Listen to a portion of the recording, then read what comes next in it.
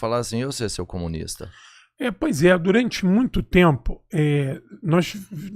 muito tempo não, a gente ainda vive isso, né? Como se o comunismo e o fascismo fossem faces de uma mesma moeda, né? Mas isso é um trabalho de inteligência muito bem feito por esses setores fascistas que querem trabalhar o conceito de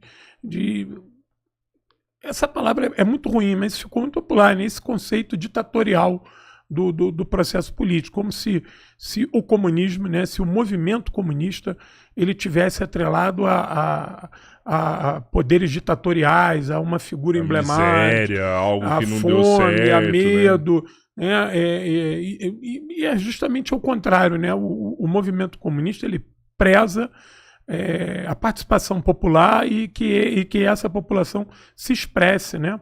É o governo do povo para o povo. Mas isso é um debate... Poder na mão da maioria, né? Pois é, mas isso é um debate que é informação e contra-informação. E aí cabe aos movimentos de esquerda, né?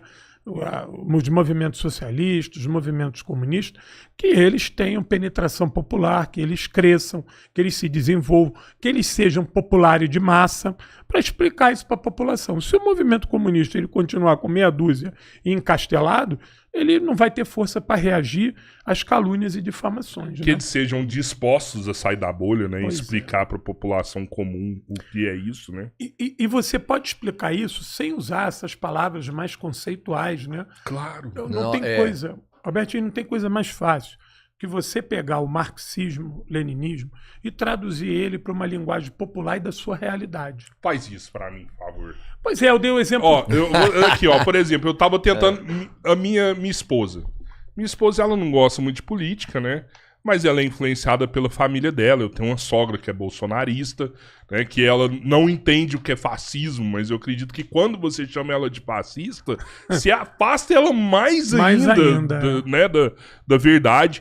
E, tipo, a minha esposa tem medo. Né, ela tem medo. Esses dias eu tava explicando pra ela, pô, Renata, você concorda com isso aqui? Você concorda, sei lá, 50% da terra do Brasil tá na mão de 1% da população. Você concorda com isso? Ela, não concordo não. Pois é, então é isso que a galera defende, né? E comecei a explicar pra ela algumas coisas. Ela foi fazendo sentido pra ela, mas mesmo assim ela ainda fica com o pé atrás por ser uma palavra do comunismo, né? Como que a gente explica pra uma pessoa comum, né, uma pessoa que é trabalhadora, que não se envolve com política, o que é um movimento marxista? Pra mim, eu tenho medo do comunismo.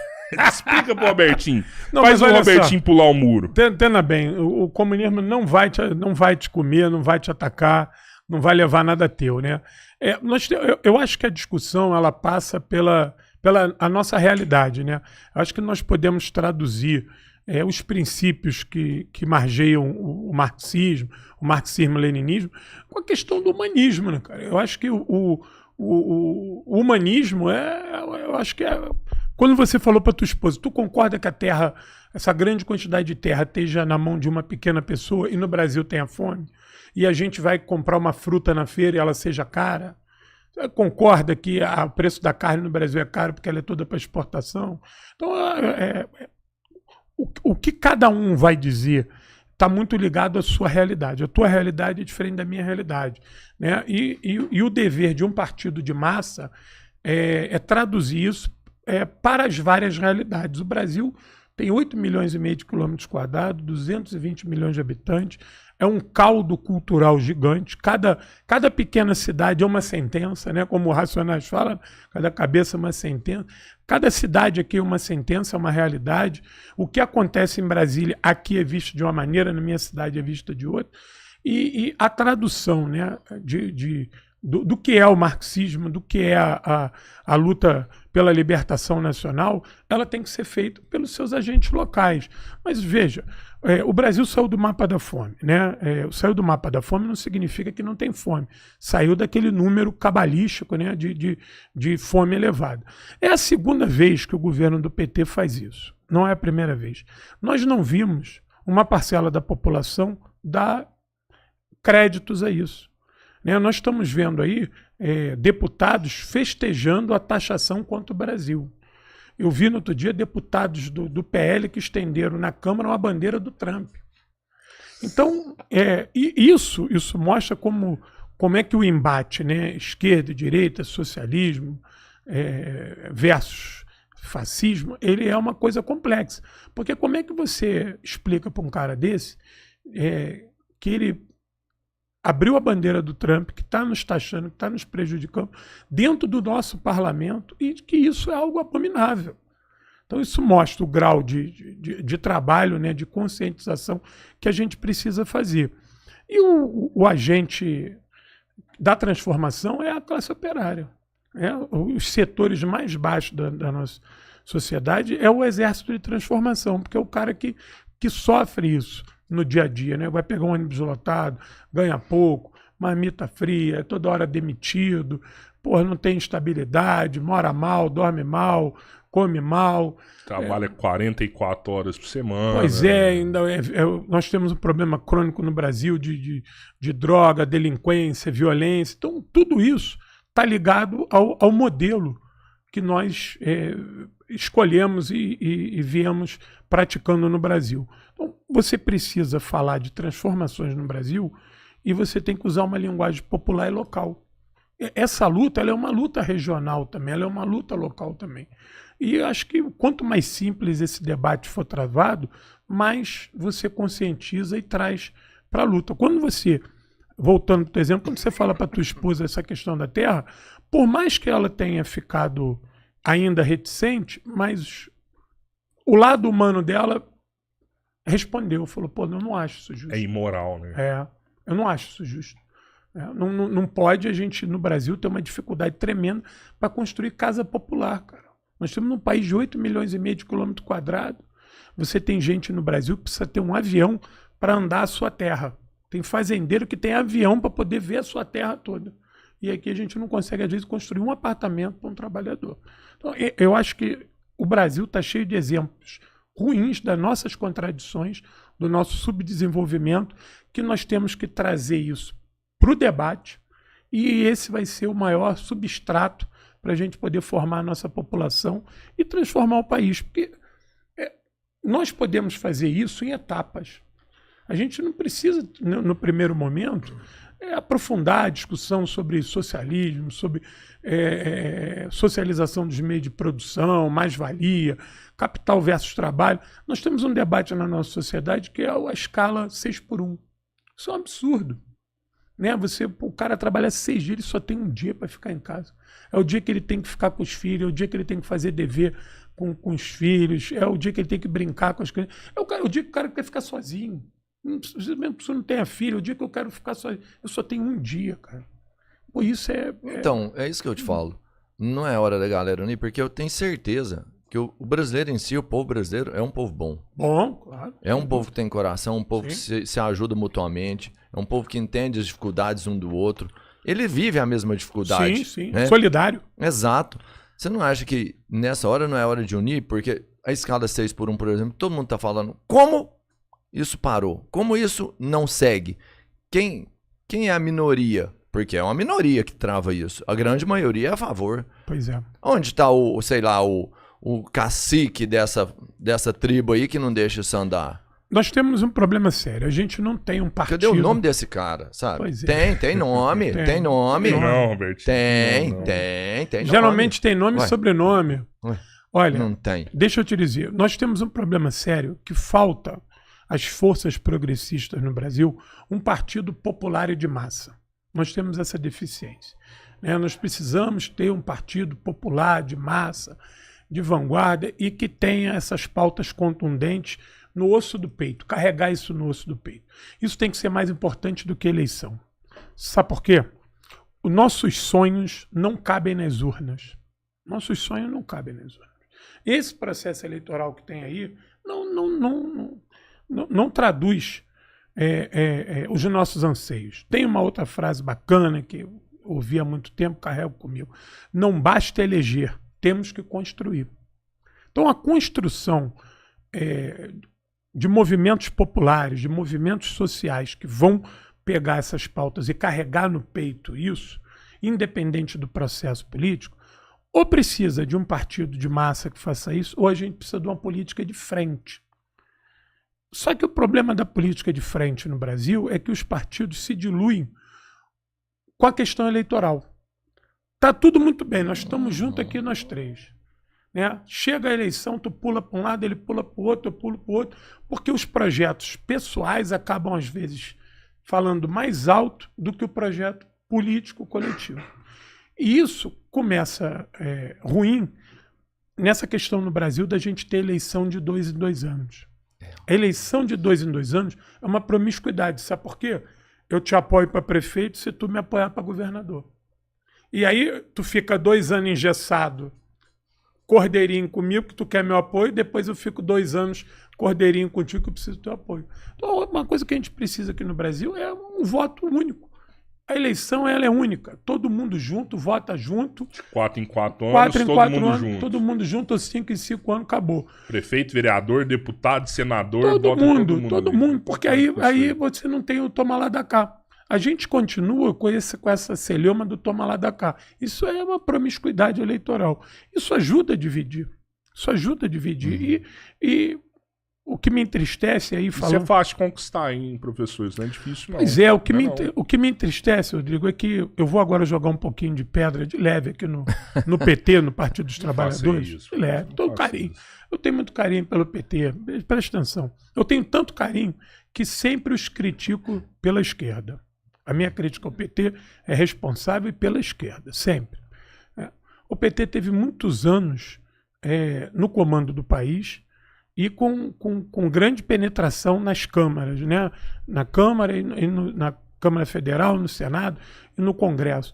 Isso eram coisas que o PT poderia ter trabalhado. Hoje eu sei que no campo da institucionalidade não vai conseguir, mas poderia ter trabalhado. E há uma dificuldade muito grande dos nossos parlamentares de esquerda, progressistas, trabalharem junto com a massa. Eles, muitas das vezes, estão num movimento vanguardista, isolados da realidade popular, e aí esses anseios do povo não chegam até lá e eles também não vêm aqui ouvir. Claro que não é todo mundo, não podemos generalizar, tem parlamentares que fazem esse vai e vem, mas isso não pode ficar por conta de um parlamentar, isso tem que ser uma política dos partidos, né? Que é acender a chama do movimento social, estar sempre na base, procurar ouvir essa população, cornetar isso no Congresso e no Senado. A escala 6x1, a gente era para estar na rua, fazendo muito protesto enquanto isso. Isso era uma coisa para ser convocada, entendeu? Você não acha que isso aí é porque... Vamos falar do PT em especial, porque quem está lá é quem tem a caneta, né? Sim. Eles não têm prioridades diferentes? Por que eu te pergunto isso? Porque lá tem muita manipulação. Você vê quando aparece uma coisa, depois já vem uma CPI da Beth, que aí todo mundo começa a falar disso aí, do Tigre, enfim, que também são atrocidades que acontecem, em especial com o mais pobre, que quem mais se fode nessa ponta sempre é ele. Mas aí você vê surgir isso, todo mundo começa a falar de outra coisa. E aí você percebe, por exemplo, não sei se eu estou enganado, um objetivo muito claro do PT na regulação das redes sociais. Tem um negócio, eles viram e falam assim, a rede social. Aí acontece, a rede social. Mas a 6x1 não é uma prioridade. Tanto é que você não vê atenção nenhuma para esse lado. E pensando no trabalhador, talvez a reforma mais importante. Mais importante. Olha, Robertinho, esse problema é um problema crônico do PT.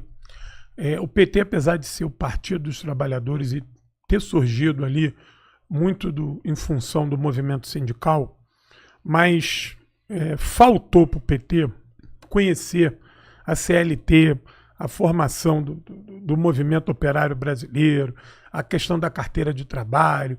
O PT ficou muito desassociado da era Vargas, o PT ficou muito desassociado do trabalhismo, o PT era antagônico a tudo aquilo que a gente ouviu de um nacionalismo revolucionário.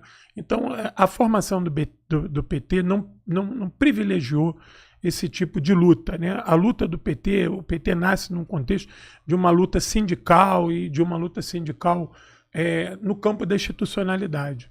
Então é difícil você ter proposta para quem está fora dessa institucionalidade. Ou seja, você vê a dificuldade que tem para regulamentar essa questão de entregador de Uber. Isso é um absurdo. Essa turma que trabalha de Uber, de entregador, de lanche, essa turma trabalha 12, 14 horas por dia, não tem direito a nada. Se essa gente cair no meio da rua machucada, vai ficar sem nada. Mas a gente tem um congresso que atrapalha muito também, né? Muito, professor? muito. Mas Não Rodrigo, adianta quem tá lá com a caneta fazer que o congresso veta. mas a minha queixa não é... E o congresso do Brasil cada vez mais à direita, Pior. né? Eles falam que 2026 vai intensificar mais Mas ainda. a minha queixa não é essa briga Congresso é só você puramente dar dinheiro, todo mundo institucional. sabe. O que me assusta, a minha queixa, é isso não estar sendo debatido na massa. Exato, É isso. exato, né? É Eu- isso. Você ficar achando Vamos- espantalho, a culpa é de um, é do Não, outro. é. Não. Vamos organizar. Não, né? a Se culpa a é gente do for outro que tá ali, que identificar tá a culpa segurando, do inimigo, a gente não sabe sai como é que nem dentro de funciona. casa. A gente tem que entender o seguinte, eu me coloco nisso, é também uma autocrítica, porque eu faço parte das esquerdas no Brasil, nós precisamos voltar a fazer movimento de massa. É impossível a gente ter favela no Brasil todo e a gente não alavanque a luta pela moradia. Não é da casa. O programa do governo federal Minha Casa Minha Vida é excelente, parabéns. Se um dia eu achar o Lula, eu dou um beijo nele pelo Minha Casa Minha Vida. Mas não é só isso. Você tem que organizar os trabalhadores para lutar pela casa. A casa tem que ser uma luta de quem não tem. Você ter um teto, cara, você ter dignidade, você ter uma água potável, você poder tomar um banho num chuveiro decente, isso é o mínimo do trabalhador. Então, você não encontra esse debate arraigado dentro dos partidos Mas sabe qual que é o problema, professor? A Vamos gente deixar. hoje, a gente tem o governo hoje do Brasil ele tem duas lutas, né? Uma luta com o exterior, Sim, grande. uma luta imensa desafio com grande. o maior país do Do mundo, mundo, que não é né? fácil. Que está constantemente atacando o país, com parlamentares defendendo, né? A semana mesmo a gente teve com um vereador da maior cidade da América Latina aqui falando que o Trump é um herói nacional. Eu vi isso. Então, assim, tem uma luta imensa com o exterior e tem uma luta interna também, que é de não deixar o governo Bolsonaro voltar, que é um Sim. governo totalmente entreguista. Então eu acredito que isso ocupa muito tempo já do governo, né? E que acaba sendo uma das prioridades dele. Agora, eu vejo também, e eu até queria saber a opinião do senhor enquanto a isso, que assim, um novo líder vem surgindo no Brasil. E eu acredito que o novo líder, ele precisa muito poder falar com as massas, ter um carisma com as massas, saber o que fazer, ter energia nova. Não, tá Muita gente tá surgindo. falando. Quem que é? Tem nome? Quem que é esse Tem, aí? Robertinho. Quem é, ué? O inevitável. Quem é esse cara O que tá inevitável. surgindo? Eu não sei, porra. também Eu não. nunca nem vi falar Um nisso. novo líder está surgindo no Brasil. Quem é esse? É Não o sei. Thanos? Não, Thanos. O inevitável. O chat Olha a sabe. manopla O chat dele ali, ó. sabe. O chat Quem tem é? voz. Thanos tá Eu ali. quero nomes O chat hoje. tem eu voz. Quero Eu também. O nomes. chat tem voz. Inclusive, Quero ó, tá aí, ó. nomes. Todo o chat tá falando. Quero Inclusive, nomes. a gente tá com 2.000 pessoas ao vivo. Bom. Deem um like aí, compartilhem essa live, se inscrevam no canal. Um novo líder está surgindo. Olha, eu venho de uma É o escola. Rubão? Eu venho de uma escola de formação. Eu fui do Partido do Brizola a vida toda, fui do PDT. Já não tenho mais nada a ver com o PDT há muitos anos, né? Mas passei 18 anos dentro do PDT vendo todas essas figuras históricas ali que o PDT abrigou. A gente costumava dizer que o PDT era uma universidade de tantas figuras ilustres que tinham, né? Brizola, Darcy Ribeiro, Caó, Teotônio dos Santos, Vânia Bambirra, enfim, tanta gente histórica dentro do PDT, e tudo girava em torno da figura do Brizola, que era uma pessoa que tinha muita facilidade para falar com as massas e tinha uma vivência por ter tido uma vida humilde. O Brizola conseguia traduzir, captar o que se passava no Brasil com uma realidade muito grande. Então o Brizola, nos seus discursos, ele era muito assertivo. Se você pegar os discursos do Brizola e ir lá olhar a data e depois faz uma pequena pesquisa como é que estava o Brasil naquele momento, você vê a assertividade do Brizola. Mas isso foi uma coisa que nós perdemos. Nós perdemos o debate dos grandes temas. E aí, hoje, por conta dessa ação externa, o Lula e o PT voltaram a debater os grandes temas. O que são esses grandes temas? A independência do país, a luta contra o imperialismo, a questão da soberania